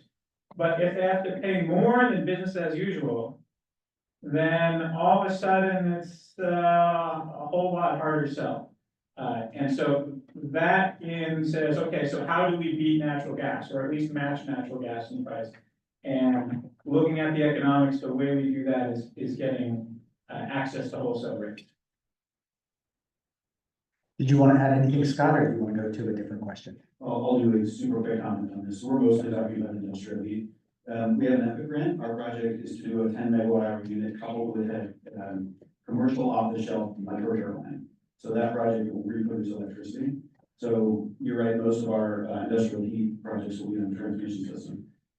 But in this case, with the power project, you can have a distribution connected meter, which is driving spinning mass, which is good for frequency driving. There's lots of other benefits to power side, which I won't elaborate on right now.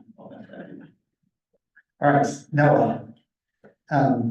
What are the obstacles and opportunities that exist for mid-sized industrial facilities to integrate energy storage systems such as yours?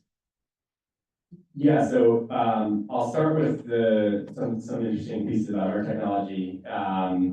So our technology, it's modular. We build our batteries in shipping container sized modules that can be shipped across the country on tractor trailers. We can then stack those units, you know, from one to hundreds of those units, depending on the size of the facility. And most industrial facilities have plenty of space to add these modules and then integrate them. For the lower temperature applications that we were talking about earlier, that means essentially just adding a steam line into their facility and integrating it very, very easily. From a physical perspective, infrastructure perspective, and factory infrastructure, it's all very, very easy and very doable. The big challenge is energy pricing. And gas is very, very cheap in the United States. Electricity tends to be more expensive, and typically, at least in all the Western United States, the base case is retail electricity versus wholesale gas. And that price differential is anywhere from 3 to 5x, and that's really been the biggest challenge. The good news is that as we're negotiating these first projects, we are seeing that utilities understand, that IPPs, that solar and wind producers that are often very nearby these facilities understand, and the facilities can see that there's benefits to be shared. So what we're doing in the absence of sort of a paradigm shift that is creating sort of clear tariffs or clear market access for thermal storage is negotiating one-off deals. And those deals, you know, I'm happy to report, are coming along because everybody sees that there's value to be shared. There's value for reduced curtailment or basis risk, and there's value from lower cost energy and decarbonization. The problem is you're setting up what is a 4 or 5 party, very complicated negotiation, and there's no way to scale in industry. And so if we want to scale here in California, if we want to scale in the rest of the country, we need more standardized electricity pricing that our customers can simply understand, and they can just compare it to their prices for natural gas, and they can see that there's going to be savings all around. And that would be the one regulatory change that you would propose. Yeah, that's it. Yeah, that's good news. I mean, I think, you know, there are other things that we're working on as a company, but I say that's the big one. I will flag one other thing as a polite rejoinder to one of my colleagues. I was mentioning lower temperature applications is where I see the fastest growth. I would maybe disagree on food and beverage being number one, and that's because the way that we've stacked incentives for industrial decarbonization is pretty clear in this country. There's one industry that benefits from multiple, both federal and California incentives for decarbonization, and that's fuels. No other industrial process has multiple incentives for decarbonization. So we have the low carbon fuel standard in California, there's the renewables fuel standard federally, and then there's 45Z federally. There's no other specific federal tax credit for a specific industry. And if we want to see decarbonization across all of those industries, we're going to need to see more even-handed treatment across those industries. So at the moment, I think fuels will lead the way. And that's a good thing. Those are very carbon intensive industries and we can cut a lot of carbon from the production of ethanol and other fuels. But if we want to see that from food and beverages and pulp and paper and plastics and chemicals and across the board, I think we'll need to see more even treatment for industrial decarbonization. Okay, excellent. Arun, in the area of renewable thermal energy, could you explain how large the potential market is and how quickly the cost structure can become cost effective? Yeah, well, I think it was already mentioned, the amount of energy consumed in industrial heat is larger than the amount of energy consumed in California grid. So the potential is enormous, ultra large. And so but the question is how quickly can we access this? And that's where I think that the sort of fuel switching or fully flexible strategies that you're hearing from the panel today, I think are critical in driving rapid deployment of these technologies, because otherwise, to really electrify industrial heat, the kind of the old school way, the pure resistive heating, no storage way, would literally require 2 or 3 times the amount of grid infrastructure that we have today. And how long and how much money would it take for us to double or triple the amount of grid infrastructure? Like, that's not happening quickly. But what can happen quickly is much deeper utilization of the infrastructure that we have today. And we can do that using,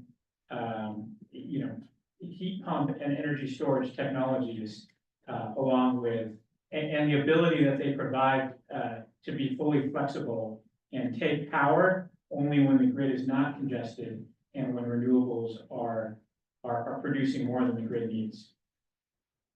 I just to visualize some of that, I think it's always helpful to look at like a cement kiln as just a mid-sized coal plant, and a steel mill as a large nuclear reactor.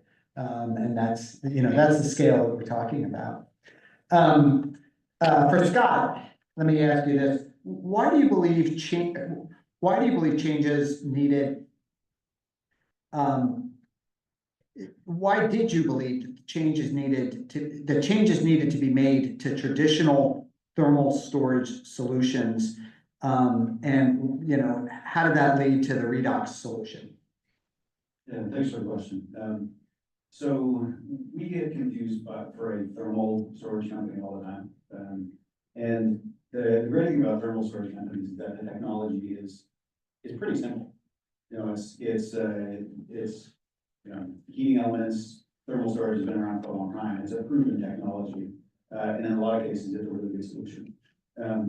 Because most of the energy we store is in a chemical bond, and this is why fossil fuels are so energy dense, because all the energy is in a chemical bond. So we're kind of doing the same thing, but instead of carbon-based fuel source, we're using mixed metal oxides.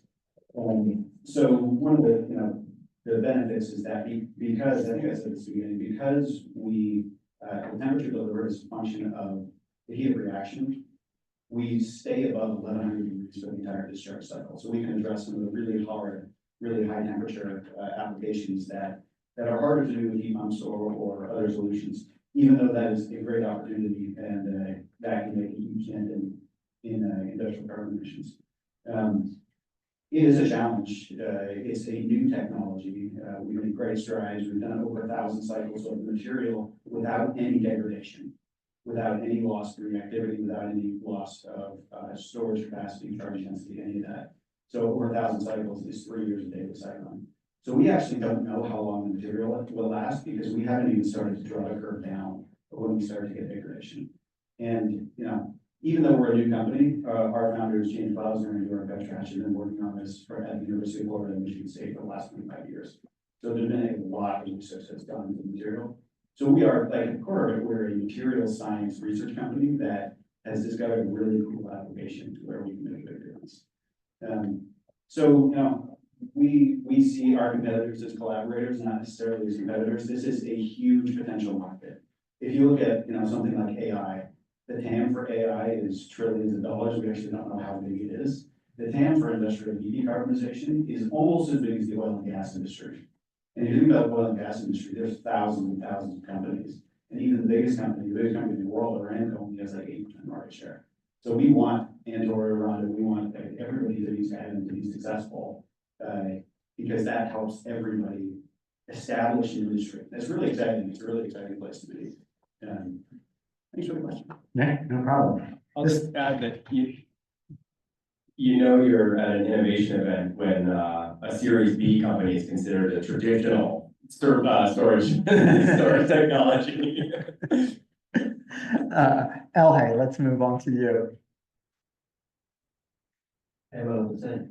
Well, I'm gonna ask you a question. How about Yeah, that? I know. I have a lot to say about this. Okay. Yes, I'm listening. How do you see the integration of artificial intelligence and machine learning into supply chain management and manufacturing optimization over the next 5 years? Okay, great question, and I'll try to answer it a little narrower than what the total accessible market of AI will try. There is a saying running, saying that I don't remember who said it actually, but there are going to be two types of companies in 5 years. Those that adopted AI and integrated it within their systems, and those that are not in business any longer.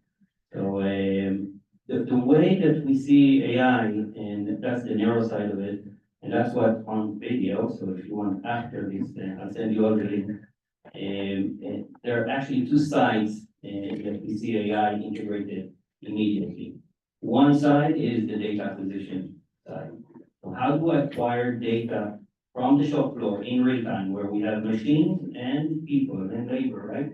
And then working together to produce a product, and where AI can help us basically gather information. We use cameras for that today, part of what we developed within the EPIC grant, because we needed a lot of data from what's going on inside the dairies. And the other side is how do we take that data, and now it's huge amounts of data, because every camera, every AI camera gives us a ton of data, a lot more than a normal sensor. How do we take that data and make decisions out of it? As I said before, we leave out errors completely, but we do bring in a lot of other information points to help the AI help our customers make decisions. Decisions specifically in industrial facilities, decisions about how to reduce downtime. Again, not about how to supply energy, but how to reduce downtime, which in turn, and we are still an energy-focused company, energy management-focused company, industrial energy management-focused company. If we have them reduce downtime, we have them reduce their energy footprint. So how many kilowatt hours go into a unit of product that they produce? And that's the bottom line, that they use it as a KPI, not as a stable measure. And KPI basically means that's their North Star, right? That's how they move. So we see it coming in both of those directions, the side of acquiring the data and the side of using the data. When we're talking about the supply chain in 5 years, so today we are focused on the industrial facilities themselves and how they produce their products. Where we see that develops in 5 years, it's actually already in some of the industries, not within direct, but for example, the packaging, the pallet industries. We see that they're starting to use that information from the shop floor with their partners. So with the suppliers of raw materials and with the distributors. Excellent. I'm a kind of an old school regulator where, you always want to try to match costs with cost causers. Okay. And here in California, we're actually trying to do things in the electrical sector that go, kind of beyond what are strictly, costs related to safe, reliable service, decarbonizing the grid itself, and equitable, affordable prices. So what arguments would you, and you've made some of these ones, but this is a question for everybody. what arguments would you make to California policymakers and regulators like myself? So think of the legislature and, you know, and the PUC to, within the frame of, you know, everybody's got to pay their fair share of the system and benefits, and also acknowledging that we've got, you know, we're moving a lot of this burden from the natural gas sector, putting it into the electricity sector. And the natural gas sector actually isn't really paying for it at this point. It's kind of free riding, and we're putting more and more costs on the electric system. I don't mean totally free riding, but it's compared to what we're trying to do in the electric system. What are some thoughts that you would have on how, you know, we would implement some of the, or what some of the arguments that on your side on how we would be able to implement something that could get us to closer parity to wholesale rates, you know, or to integrate technologies such as yours, LA. So go ahead, Arun. Yeah, you want to start this one, actually? Sure, Yeah. sure, yeah. I can add a little bit more to what we've talked about there. So I think starting from the principle of cost causation is exactly the right place to go. And so you can sort of think about segments of cost causation on the electric bill and think through which of those segments will flexible new industrial loads that are decarbonizing existing fossil fuel combustion, on-site fossil fuel combustion, where will they cause costs? And then what are the appropriate costs to therefore pass through? So generation costs, right? They're clearly going to use electricity. They should pay the generation costs. They should pay those in real time for the hours that they need and not for other hours, right? Reliability and resource adequacy is separate. So that's portion one. That's really just the cost of electricity at the hour that it's used, and that should be passed through. Transmission and capacity we talked about, that's the TAC. Currently that makes up about half the cost of natural gas in California by itself. But even if all of that is paid as is with no reform, we think there's a pathway to beat the price of natural gas. But you could imagine, like many other parts of the country do, segmenting that into some portion as a time of use component, because a lot of the transmission costs and capacity costs are dependent on the time of consumption. As we're adding a lot of renewables in California in particular, it's sort of totally reasonable to think that a portion of those are not time dependent, right? A portion are the system costs that we're all having to invest in. So I think some equitable split there. Then there's distribution costs, right? There are going to be site-specific new distribution infrastructure for most of our projects. We were talking about this a little bit earlier. Maybe there's some instances where that's not the case, where they can use existing distribution infrastructure. We're thinking about most of our projects having new dedicated distribution infrastructure to basically step down from the transmission system to these projects. These projects should pay 100% of those costs, right? There should be no cost sharing or cost burden put on other customers from those. On the other hand, a lot of our electricity system costs are existing distribution system infrastructure, and lumping in these new loads, the new industrial electrification loads with the rest of that distribution infrastructure when they'll really not touch it is probably not appropriate. And so you can isolate it, you can have them pay their own costs, not have them pay other portions of the distribution charges. And then the last big costs in California are public purpose charges and other costs. Like I said, spent a lot of time advocating for some of those costs, including actually EPIC, that's raised through public purpose charges. And I think the challenge here is, you know, of course, there's good reason to think that new electric load should share the burden of paying public purpose costs.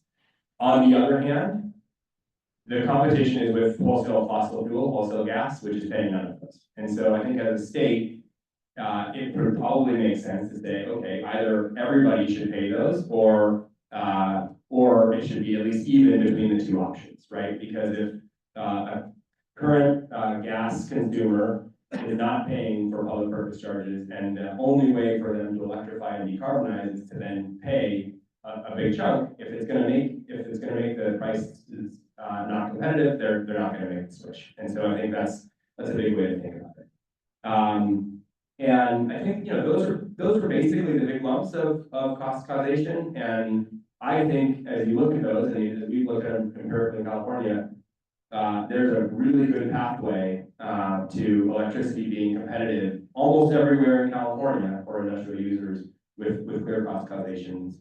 On that. If I had a PowerPoint presentation, I would show a slide that shows California LNP pricing that's competitive with natural gas. And you see green dots all over California because there are almost every electricity node in California in the coming years is going to have more than 8 hours a day where prices, even paying the tax, are going to be lower than the price of natural gas. So we think that's good news for the opportunity. Other folks? Yeah, thanks for those comments. So We only have a couple minutes, so. Yeah, I'll keep this to 30 seconds or so.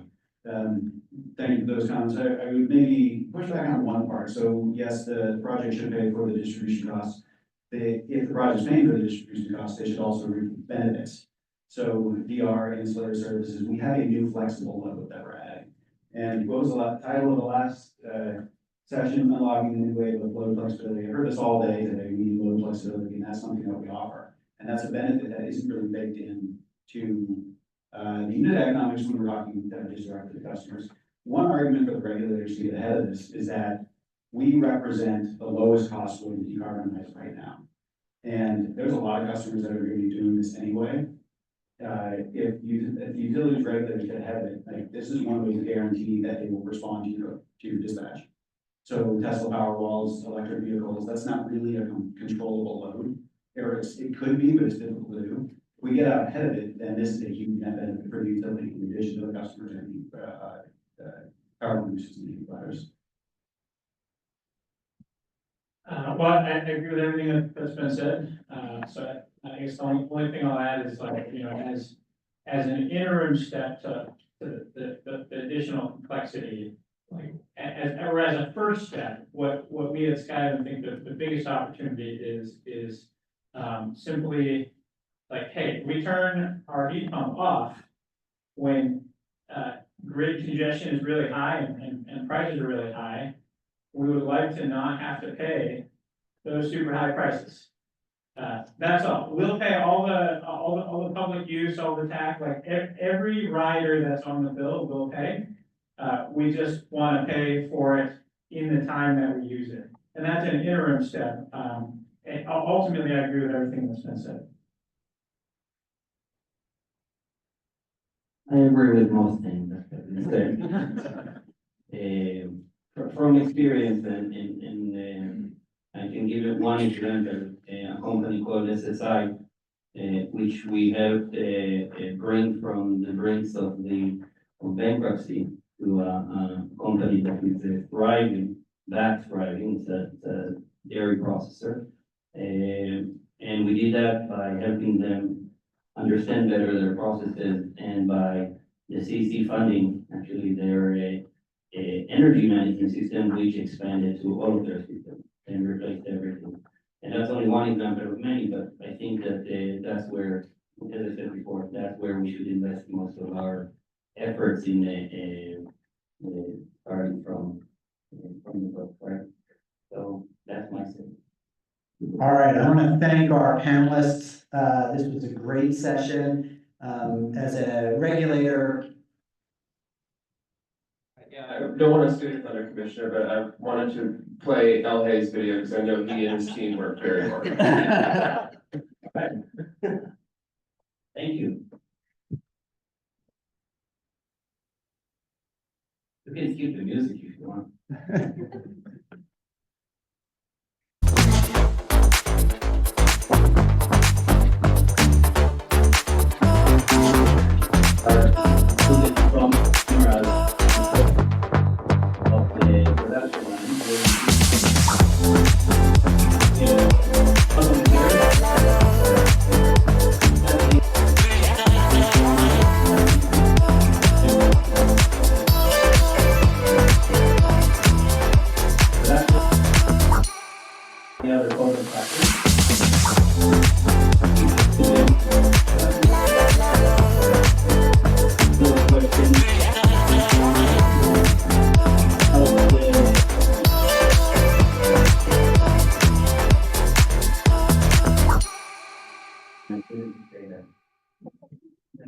Thank you. All right. Music was great. Thank you.